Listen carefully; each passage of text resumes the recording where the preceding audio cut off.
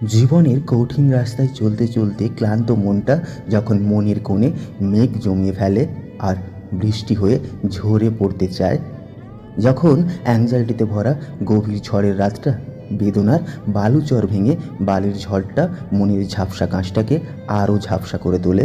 কি পেলাম, কি দিলাম, কি বা হারালাম, এই সব এলোমেলো চিন্তা ক্ষতবিক্ষত করে নিজের নরম বিবেককে। তখনই সেই মেঘে ভরা মনটা ঝোড়ো হাওয়ার সাথে বৃষ্টি হয়ে ঝরে পড়ে।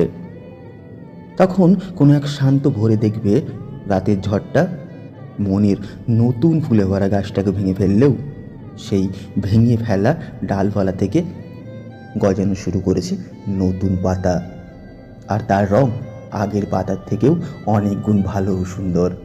তাই তো বলি, আমরা আমাদের জীবনে ঘটে যাওয়া ভালো জিনিসগুলো খুব অনায়াসে অ্যাকসেপ্ট করি, কিন্তু খারাপগুলো মানতে পারি না।